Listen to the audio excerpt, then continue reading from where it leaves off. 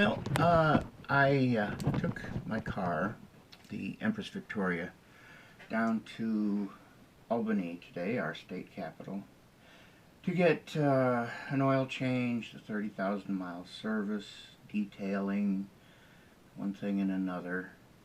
And it's going to take them a couple days to do all that, so they had to give me a loaner. Now, the Empress is a Subaru Outback LTD. What they gave me is a Subaru Forester. I don't know what the model is, but it's something less than an LTD. When I got in, I thought, oh my God, does this thing have one of those old-fashioned window things where they got the handle on the door that you crank to put the window up and down? No, it wasn't that bad. It wasn't good, but it wasn't that bad. I mean, it does have, it's got cruise control, which is absolutely essential. A backup camera, which is the only thing that stands between me and big trouble. Backing up is a notorious problem in our family. Just ask my dad. He's known to hit any number of things while going in reverse. And it does have remote mirrors, this Subaru Forester. But it was quite a shock. Getting in that car, I suddenly realized, wow, the Empress is a pretty nice car. I didn't realize how nice. You know how it is when you don't really know what you got until you don't have it anymore? Well, that's sort of what happened today. And luckily, it's only for 2 days. But I still don't know where the gas tank, where you put the gas in. I don't know where that thing is. I found the little thing that you pull to open that door out there, but I haven't figured out where the door itself is yet.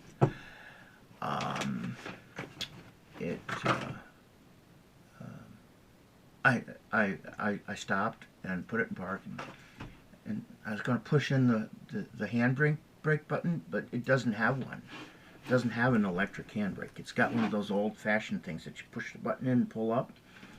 Yeah, it works. It's functional. No snow tires, which today was not really a good thing because even though it's, I think the fourth day of spring, something like that. I don't know. It's supposed to be spring.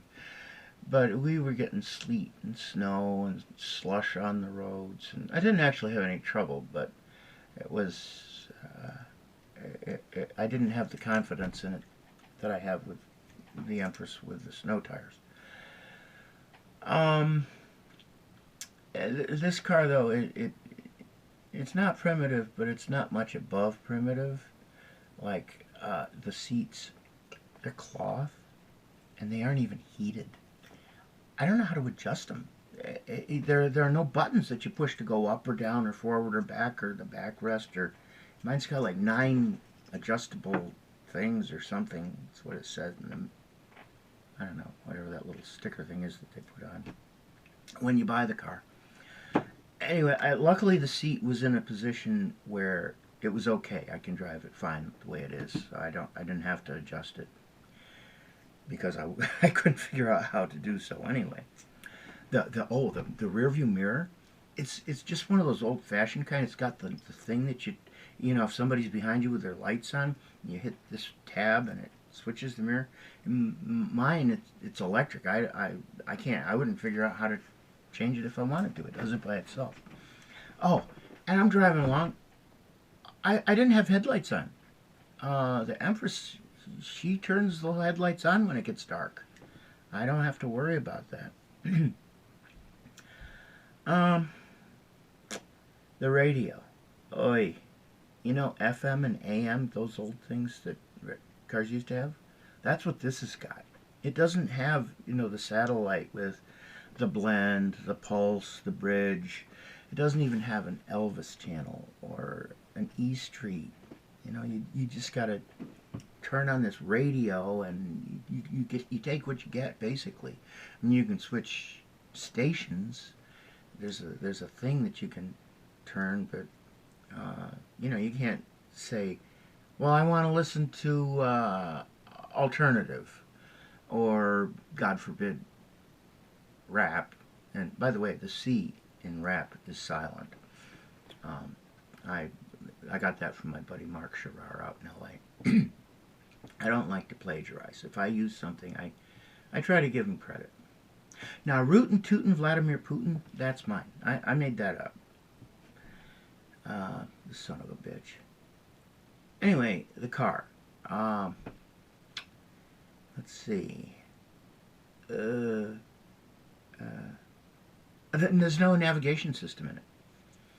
But considering the navigation system that Subaru uses, that's no great loss.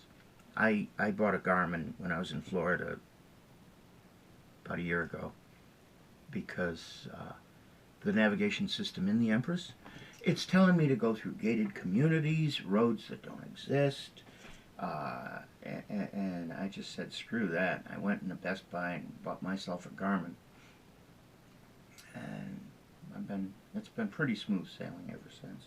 None of them are, foolproof, but what do you expect? My little Garmin's got like 1,000 times the computing power that the lunar landing, the Apollo spacecraft. It's got like 1,000 times more computing power than one of those spacecraft had, which isn't saying much.